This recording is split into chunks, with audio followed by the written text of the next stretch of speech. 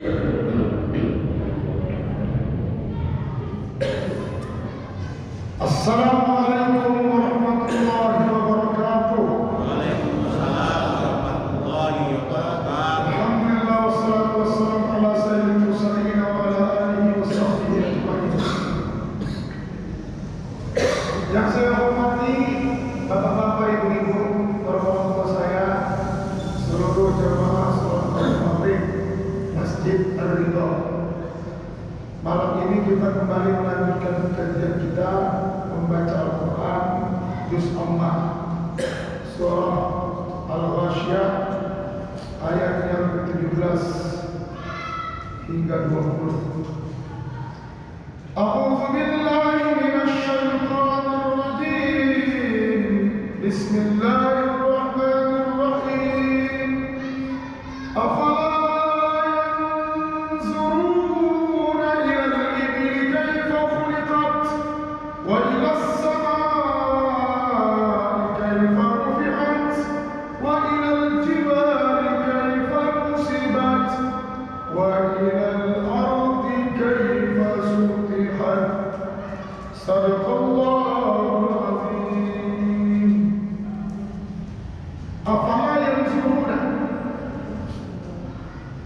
maka tidakkah mereka memperhatikan unta? Yang suruh memperhatikan, asal katanya daripada nazar, melihat, intizar, menunggu. Orang yang melihat, orang yang menunggu pasti akan melihat yang ditunggu. Fa'arid anhum muntazir innahum muntazirun. Dalam surah yang lain. Inilah kata Allah Ta'ala. Nazar artinya orang yang memperhatikan. Minzar alat untuk melihat. Itu kacamata. Kekaburan seseorang kalau dibantu dengan minzar, alat penjelas, maka akan menjadi terang kelihatan. Nazir yang selalu memperhatikan badan kenaziran masjid. Jadi orang-orang yang di dalam lingkaran DKM itu, mereka wajib sesering mungkin ke masjid. Jangan seperti kebanyakan masjid mengangkat nazir yang tak pernah nampak bakal hidup. Hanya karena nama besarnya, udah pejabat banyak duit, nggak ada itu urusannya. Yang paling sering masjid siapa? Dia yang jadi nazir. Dia tengok, dia pantau apa yang rusak, lampu putus, keran patah, ini banjir. Dia menjadi apa? Menjadi pelayannya rumah Allah Subhanahu wa Ta'ala. Itu namanya nazir. Kalau mau tenang-tenang hanya tempel nama, kau sebagai nazir. Nggak cocok dengan istilah badan kenaziran itu. Memang mesti bekerja, memang mesti capek, siap difitnah, siap diceritai, siap dicurigai. Namanya juga lillahi ta'ala. Itu daripada yang sempurna. Jadi Allah ingin orang itu, manusia itu betul-betul memperhatikan ilal ibil, kepada unta. Ibil artinya unta-unta. Kalau jamal, unta. Naqatun, unta. Jadi jamak daripada naqah dan jamal, ibil. Mungkin dalam bahasa Inggris camel. Jadi jamal itu unta. Jadi Allah menggunakan kata ibil tidak dengan jamal atau dengan naqah yang memiliki sinonim sama, menunjukkan ibil ini lebih besar, lebih banyak. Kaifa khuliqat, bagaimana diciptakan. Jadi seolah-olah tidakkah mereka memperhatikan bagaimana unta diciptakan? Pertanyaan kita apa? Kenapa harus unta? Kok nggak gunung? Yang nomor satu, itu nomor dua ya. Kok nggak hewan-hewan lain maksudnya? Kenapa harus unta? Kata Syekh Al-Qaradawi, dikarenakan unta adalah hewan yang paling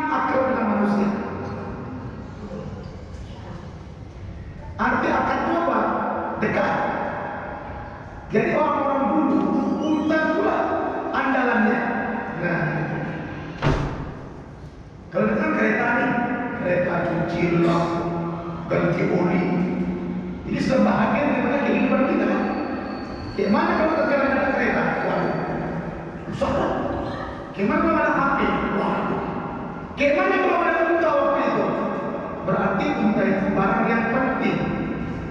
Nah, kalian jangan mau memakainya aja, jangan mau menggunakannya aja. Coba pikirkan, gimana Allah menciptakan unta itu sehingga biar sadar betapa hebatnya Allah menyediakan hewan yang bisa memenuhi kebutuhan kalian apapun yang kalian mau, seperti mengangkat barang-barang, seperti ditunggangi dengan jarak jauh ke pelosok-pelosok, ke gurun-gurun pasir, gurun Sahara, ke dalam kedalaman.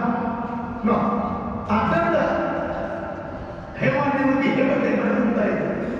Bisakah kalian menggunakan hewan lain selain unta untuk memenuhi kebutuhan kalian? Jadi alasan kenapa unta kok nggak mudah? Karena kan orang-orang itu nggak bisa lepas dari unta. Ya kan? Mau kemana pun, mau ngapain pun, mau berdagang perlu unta, mau keluar kota perlu unta, mau sehat unta, susunya, bukan lagi susunya, kencingnya, kencing unta itu obat. Ada orang yang rugi sakit, minta obat sama Nabi. Nabi meracinya. Andai kata saya Islam dikasih dari kencing, apa nggak lari jinnya? Lari, setan-setan, ya kan? Islamnya unta. Artinya Allah ingin mengatakan manusia, kalau kalian butuh dengan hewan ini, tunduk dan patuhlah kepada Zat yang menciptakannya. Kalau kita butuh dengan kesehatan, butuh dengan ketenangan, maka tunduk dan patuhlah dengan yang mendatangkan itu semua. Jangan mau sehatnya aja dan tidak menyembah yang memberi kesehatan itu. Jangan mau uangnya aja dan tidak mematuhi perintah yang mendatangkan uang itu. Itu lebih kurang kira-kira pendekatannya. Kenapa harus unta? Ditambah lagi dengan penyelidikan para ahli tentang kelebihan-kelebihan unta yang ternyata tidak dimiliki oleh hewan makhluk. Yang paling utama adalah tidak ada satupun hewan yang mampu hidup di tengah padang pasir Sahara dengan suhu panas yang amat luar biasa kecuali unta. Yang lain jadi tulang rumah, tak sanggup. Beli belum lagi berjalan ya, masih hidup aja. No. Hanya unta kan? Tuh. Kemudian tidak ada hewan yang mampu menyimpan pasokan air untuk sebagai stok di kemudian hari ketika dia berjalan lama. Dari mana kita tahu airnya cepat? Tidak, di puluhnya itu. Jadi puluhnya itu sebagai ampere. Kalau udah begini kewer-kewer udah mulai kosong air. Tapi kalau penuh juga tapi full tank. Subhanallah. Jadi kalau sekarang kayak digital tidak ada apa-apa dengan unta itu. Oh hebat ya. Speednya digital ya, nggak pakai jarum ya. Nggak ada apa-apa itu. Dibanding dengan speedo atau ampere unta. Kok kewer-kewer ya. Kemarin kokoh, ya orang lagi full tank. Ya kokoh. Subhanallah. Jadi si penumpang itu nggak pernah yang ini kira-kira sudah habis belum? Pegang lagi ini ya. Nah, mana ada? Apalagi sepatu unta itu dia ada spare-nya. Tidak seperti kuda, itu ada kosong. Untuk apa? Untuk menyimpan tenaga. Mana kau tenggelam di padang pasir? Ada kekosongan dia untuk menarik itu. Pelepannya terpatah. Sehingga unta nggak pernah tenggelam, selalu ada deh. Dia ada tenaga untuk menarik itu. Karena kosong. Nah, kosong. Coba kalau padat, tarik. Kemudian mata unta itu memiliki dua selaput. selaput transparan dengan selaput yang tertutup. Jadi ketika dia jalan di padang pasir itu, dihembus dan ditiup oleh angin, bertaburanlah pasir-pasir itu naik sendiri di dalam selaput transparan untuk tidak membuat dia terkejam. Sehingga sedang jalan, orang di angin itu kok masih mampu naik transparan. Itu beberapa saja. Banyak lagi yang lain. Baca sendiri.